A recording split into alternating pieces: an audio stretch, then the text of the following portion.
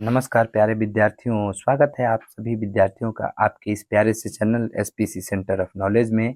और आज हम लोग ज्योग्राफी 2020 के प्रश्न पत्र को लेकर के उपस्थित हैं। तो अगर आप हमारे चैनल पर नए हैं तो चैनल को सब्सक्राइब कर लीजिए, बेल आइकन को प्रेस कर लीजिए ताकि नोटिफिकेशन जो है वह आपके पास समयानुसार आता रहे। तो चलिए शुरू करते हैं 2020 में पूछे गए ऑब्जेक्टिव प्रश्नों को।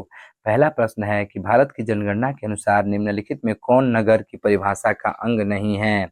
ए में कह रहा है जनसंख्या घनत्व 400 व्यक्ति प्रति वर्ग किलोमीटर।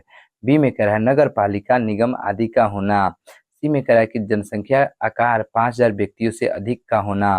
और डी में कह रहा है कि 75% से अधिक जनसंख्या का प्राथमिक क्षेत्र में संलग्न होना। तो इसका आंसर जो है ऑप्शन डी हो जाएगा। 75% से अधिक जनसंख्या वाले क्षेत्र जो हैं, अगर उस वहाँ के लोग जो हैं प्राथमिक सेक्टर में लगे हुए हैं तो वह क्षेत्र जो है नगर की परिभाषा नहीं है।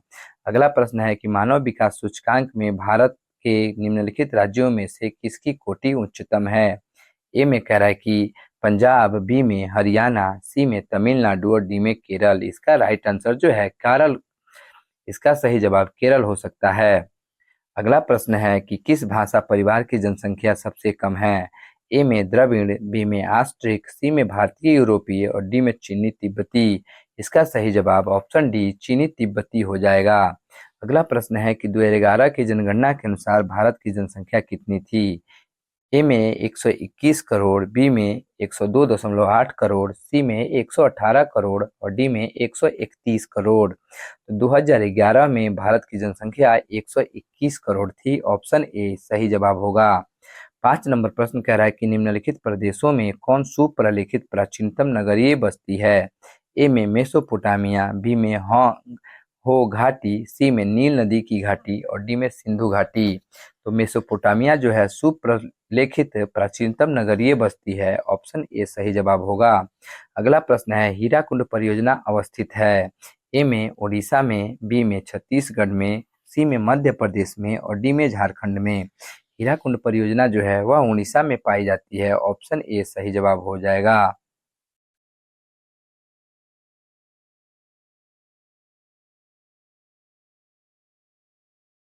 7 नंबर प्रश्न है निम्नलिखित में कौन सबसे छोटी बेसिन है। ए में कृष्णा बेसिन, बी में गोदावरी बेसिन, सी में तापी बेसिन और डी में नर्मदा बेसिन। तो यहाँ पे जो आंसर है वह हो जाएगा तापी बेसिन। अगर यहाँ पे माही बेसिन दिया रहता कि तापी और माही में से सबसे छोटा कौन है तो हम लगाते माही बेसिन। अगला प्रश्न है कि निम्नलिखित में कौन रेशेदार फसल है। ए में कॉफी, बी में चाय, सी में गेहूं और डी में कपास। इसका सही जवाब कपास हो जाएगा। Option D. अगला प्रश्न है कि हरित क्रांति का संबंध है किससे। ए में खाद्यान्न उत्पादन से, बी में चाय उत्पादन से, सी में दूध उत्पादन से और डी में इनमें से कोई नहीं। तो हरित क्रांति का संबंध जो है खाद्यान्न उत्पादन से। ऑप्शन ए इसका सही जवाब होगा। 10 नंबर प्रश्न है कि निम्नलिखित में कौन भारतीय कृषि की समस्या है। ए में निम्न उत्पादकता, बी में विखंडित जोत, सी में अनियमित मानसून और डी में इनमें से कोई नहीं। तो यहाँ पे आंसर जो है हो जाएगा इनमें से सभी। ऑप्शन डी इसका सही जवाब होगा। 10 नंबर 10 नंबर प्रश्न में पूछा गया है कि निम्नलिखित में कौन भारतीय कृषि की समस्या है। ए में निम्न उत्पादकता, बी में विखंडित जोत, सी में अनियमित मानसून और डी में इनमें से सभी। यहाँ पे इसका आंसर जो है ऑप्शन डी इनमें से सभी हो जाएगा। अगला प्रश्न है कि मुंबई में पहला आधुनिक सूती वस्त्र कारखाना स्थापित किया गया था क्योंकि। जैसे ए में मुंबई एक पतन है, बी में मुंबई एक वित्तीय केंद्र था, सी में यह कपास उत्पादक क्षेत्र के निकट है और डी में इनमें से सभी। तो यह जो आंसर है इनमें से सभी हो जाएगा। अगला प्रश्न है बोकारो इस्पात केंद्र है।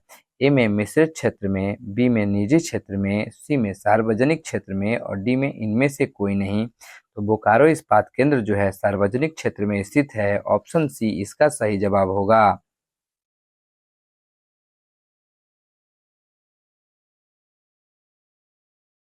13 नंबर प्रश्न कर रहा है कि बालाघाट मैंगनीज क्षेत्र किस राज्य में स्थित है। ऑप्शन छत्तीसगढ़, उड़ीसा, फिर कह रहा है कि झारखंड और मध्य प्रदेश।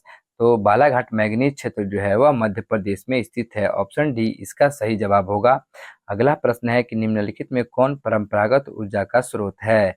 ए में पेट्रोलियम, बी में कोयला, सी में प्राकृतिक गैस और डी में इनमें से सभी। यहाँ आंसर जो है इनमें से सभी हो जाएगा, ऑप्शन डी। अगला प्रश्न है कि भारत में प्रथम नाभिकीय ऊर्जा परियोजना स्थापित की गई थी कहाँ पर? ए में कलपक्कम में, बी में तारापुर में, सी में नरोरा में और डी में कैगा में। इसका सही उत्तर जो है तारापुर हो जाएगा, ऑप्शन बी। अगला प्रश्न है निम्नलिखित में कौन स्थलबद्ध पोताश्रय है? ए में हल्दिया, बी में मुंबई, सी में विशाखापट्टनम और डी में एन्नोरपतन। तो यहाँ पे हो जाएगा विशाखापट्टनम पट्टनम, ऑप्शन सी। अगला प्रश्न है कि अगला प्रश्न है पूर्व पश्चिम गलियारा किसको जोड़ता है? ए में कोलकाता को दिल्ली से, बी में कानपुर को पोरबंदर से, सी में गुवाहाटी को पालनपुर से और डी में सिलचर को पोरबंदर से। इसका सही जवाब जो है सिलचर से पोरबंदर हो जाएगा, ऑप्शन डी।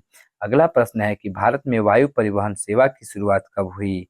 ए में 1947, बी में 1911, सी में 1921 और डी में 1935। तो भारत में वायु परिवहन की शुरुआत जो है 18 फरवरी 1911 को हुआ था, ऑप्शन बी इसका सही जवाब होगा।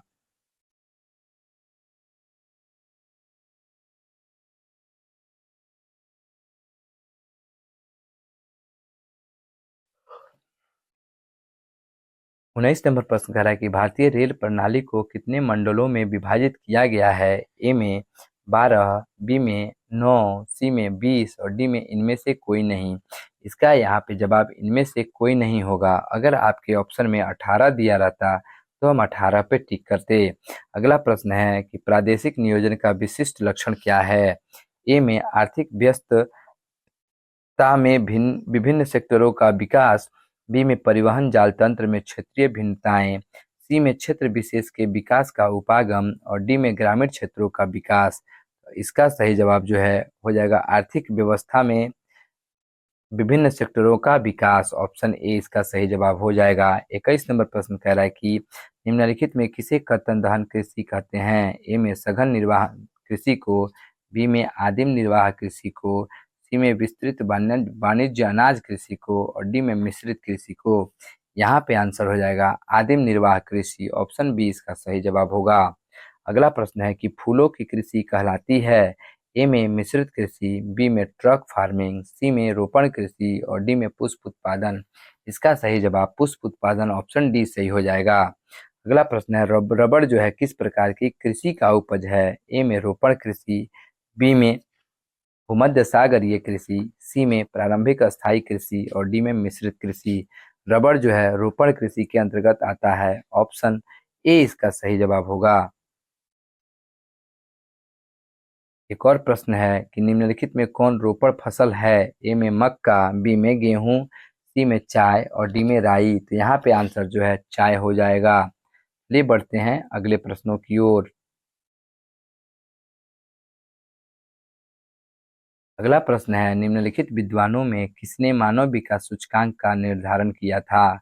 ए में रैट जेल, बी में डॉक्टर महबूब उल हक, सी में ईसी सैमपुल और डी में प्रोफेसर अमर्त्य सेन। तो इसका सही जवाब जो है वह हो जाएगा, क्या इसका सही जवाब होगा? तो इसका सही जवाब होगा महबूब उल हक, ऑप्शन बी इसका सही जवाब होगा। 26 नंबर प्रश्न कह रहा है कि निम्नलिखित में कौन मानव भूगोल का उपागम नहीं है? ए में क्षेत्रीय विभिन्नता, बी में स्थानिक संगठन, सी में मात्रात्मक क्रांति और डी में अन्वेषण और वर्णन। इसका सही जवाब ऑप्शन सी मात्रात्मक क्रांति हो जाएगा। अगला प्रश्न है निम्नलिखित में से कौन विरल जनसंख्या वाला क्षेत्र है? ए में पश्चिमी यूरोप, बी में दक्षिण पूर्वी एशिया, सी में उत्तर पूर्वी संयुक्त राज्य अमेरिका और डी में पश्चिमी ऑस्ट्रेलिया। इसका सही जवाब हो जाएगा ऑप्शन सी उत्तर पूर्व संयुक्त राज्य अमेरिका। अगला प्रश्न है कि निम्नलिखित संख्या में कौन जनसंख्या के कार्यशील आयु वर्ग का प्रतिनिधित्व करती है? ए में 15 से 59 वर्ष, बी में 15 से 65 वर्ष, सी में 18 से 66 वर्ष और डी में 15 से 64 वर्ष। इसका सही जवाब हो जाएगा 15 से 59 वर्ष, ऑप्शन ए इसका जो है सही उत्तर हो जाएगा।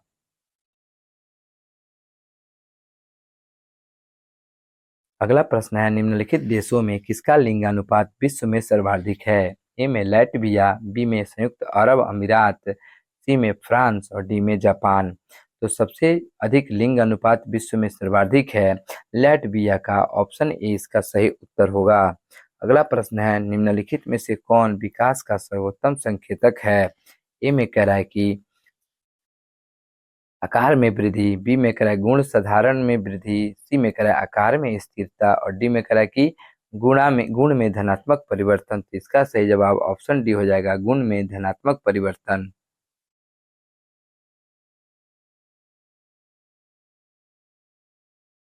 अगला प्रश्न है, तूतीकोरिन पत्तन कहाँ स्थित है? ए में कह रहा है कि केरल, बी में कर्नाटक, सी में तमिलनाडु और डी में आंध्र प्रदेश। इसका सही आंसर जो है तमिलनाडु हो जाएगा। अगला प्रश्न है कि अम्ल वर्षा का कारण क्या है? ए में जल प्रदूषण, बी में ध्वनि प्रदूषण, सी में वायु प्रदूषण और डी में भूमि प्रदूषण।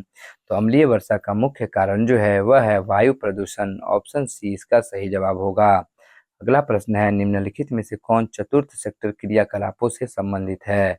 ए में संगठक विनिर्माण, बी में विश्वविद्यालय शिक्षक, सी में कागज और लुगदी निर्माण और डी में पुस्तकों का मुद्रण। तो यहाँ पे सही जवाब ऑप्शन बी हो जाएगा, विश्वविद्यालय का शिक्षक। अगला प्रश्न है कि लंबी दूरी तक भारी सामान ढोने के लिए हम कौन सा सबसे सस्ता परिवहन साधन है? ए में सड़क परिवहन, बी में रेल परिवहन, सी में जल परिवहन और डी में वायु परिवहन।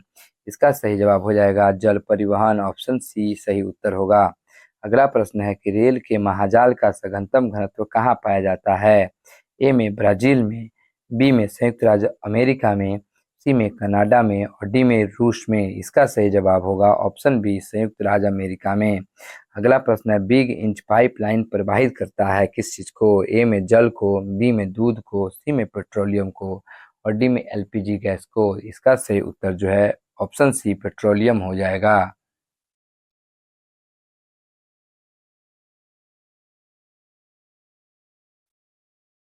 अगला प्रश्न है कि भारत एक सदस्य है किसका? ए में साफ्टा का, बी में ओईसीडी का, सी में आसियान का और डी में ओपेक का। तो भारत एक साफ्टा का सदस्य है, ऑप्शन ए इसका सही उत्तर होगा।